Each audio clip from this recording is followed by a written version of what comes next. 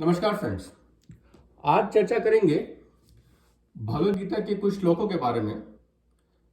अध्याय 2 और 3 में हैं जो श्लोक्स, और उस पे भगवान ने बताया है कि कर्म की महत्ता क्या है। तो कर्म जो श्लोक्स के बारे में हम लोग बात करेंगे वो है 2:28, फिर है 3:14, फिर है 3:21 से मान लीजिए 25। तो इन श्लोक के बारे में आज चर्चा करेंगे और देखेंगे कैसे इनको भगवान ने कर्म की महत्ता को बताया है। पहले ये समझें कि कर्म करना अनिवार्य है। पृथ्वी पर यदि आए हैं तो कर्म करना अनिवार्य है। तो पहला श्लोक जो है वो है अव्यक्तादीनि भूतानि व्यक्तम मध्यानि भारत अव्यक्ता निधान नन्य तत्र का परिदेवना। इसका मतलब है कि आप अव्यक्त से आए हैं। अव्यक्त मतलब अनमैनिफेस्ट। तो आप अव्यक्त से व्यक्त हुए हैं, मैनिफेस्ट हुए हैं। पंच भौतिक शरीर मैनिफेस्टेशन है, और फिर आप अव्यक्त में ही चले जाएंगे।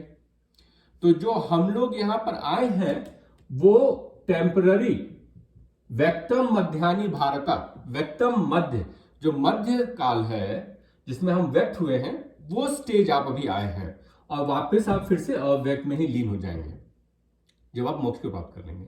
नहीं, उसके पहले आप व्यक्त में ही घूमेंगे। मध्य पोर्शन है।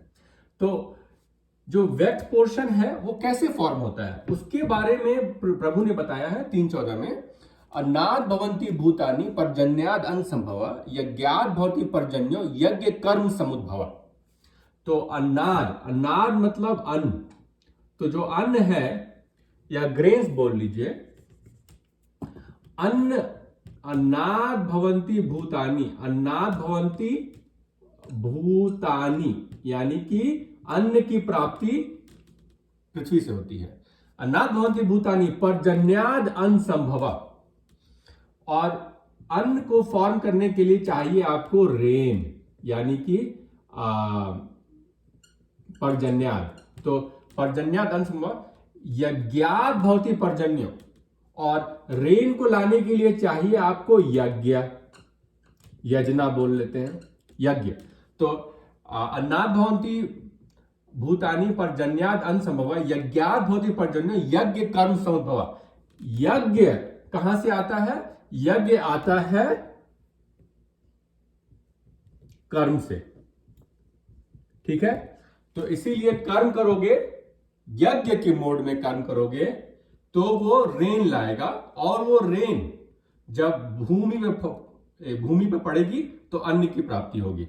अन्न से क्या बनता है? अन्नमयी शरीर। तो इसीलिए जो अन्न है तुम्हारा व्यक्त पोर्शन में, वो आ रहा है अन्नमयी शरीर से। हर एक जंतु का जो पंच भौतिक शरीर है, भूमि, रापन और वायु, वो अन्नमयी शरीर जो भी है वो महाभूत के मिक्सचर अन्न के रूप में जब होता है तब आता है।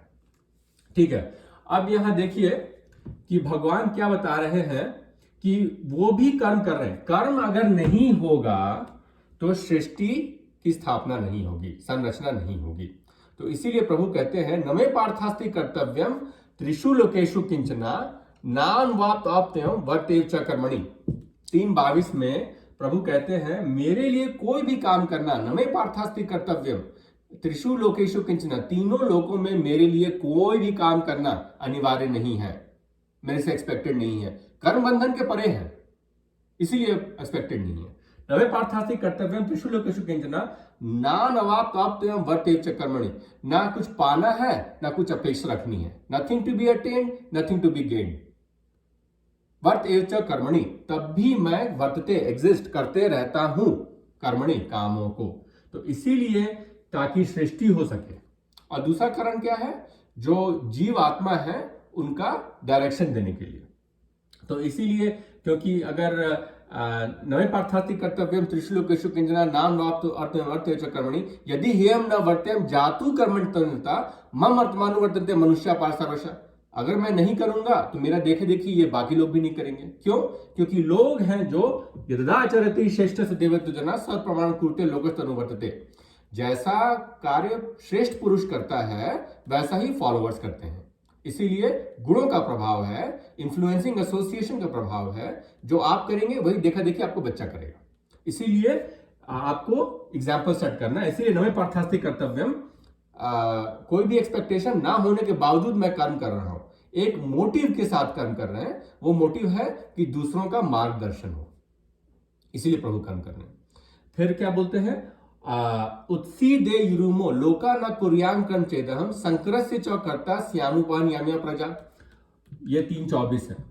इसका मतलब है कि यदि मैं कार्य नहीं करूंगा, उत्सीदे युरुमो लोका न कुर्याम कर्म चेदहम, तो संकरस्य च कर्ता, संकरस्य मतलब शंकर भगवान कभी शंकर बोलते हैं। शंकर मतलब जो कल्चर नहीं है, जिसमें कोई सेट पैटर्न नहीं है, इसमें किसी प्रभु को नीचे नहीं दिखाया गया है। शंकर शब्द का ही मतलब है कि जो बिल्कुल रूटीन स्केड्यूल से टूट कर है, अनडिसिप्लिन्ड है, उस टाइप की चीज वो जो करे।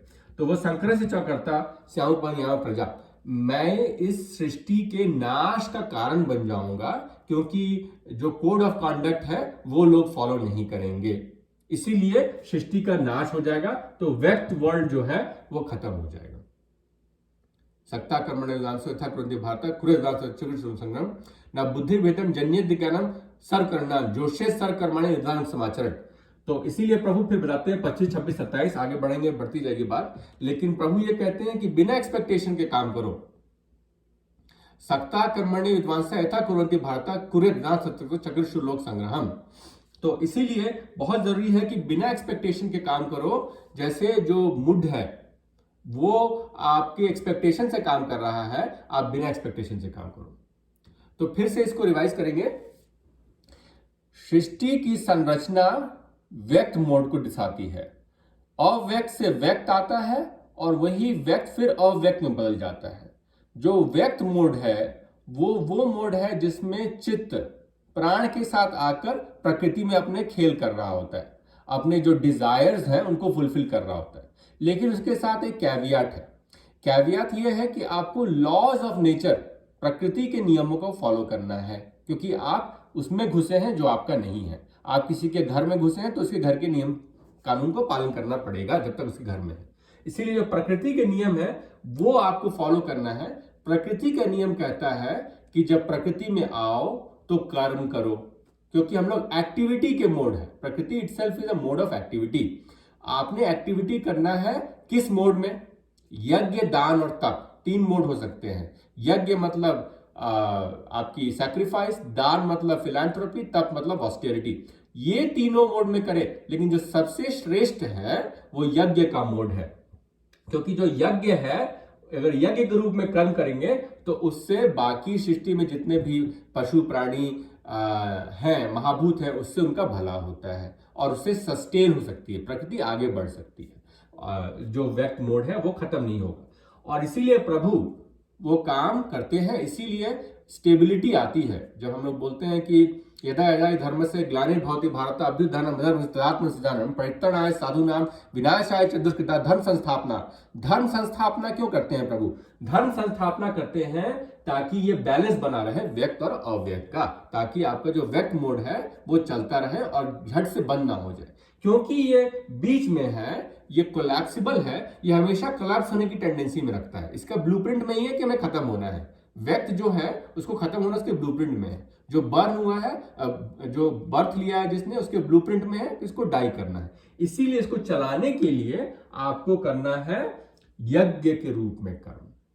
उससे आप भी अपना आगे बढ़ेंगे और आपके साथ जो फॉलोअर है आपके, वो भी आगे बढ़ेंगे और जीवन में अपने को पीस हासिल कर पाएंगे, ना कि आपको केवल डिजायर के रूप में एडिक्टेड हो जाएंगे। तो इसीलिए मित्रों, इस चक्र को समझिए कि आपका यहां आना व्यक्त मोड को दर्शाता है। अन्नमय शरीर है और अन्न के लिए आपको चाहिए कि आप कर्म करें यज्ञ के रूप में। इसीलिए जो भी कर्म करें उसमें थोड़ा सा सैक्रिफाइस का मोड रहे। आशा करता हूं आपको ये वीडियो पसंद आया होगा। जय श्री राम।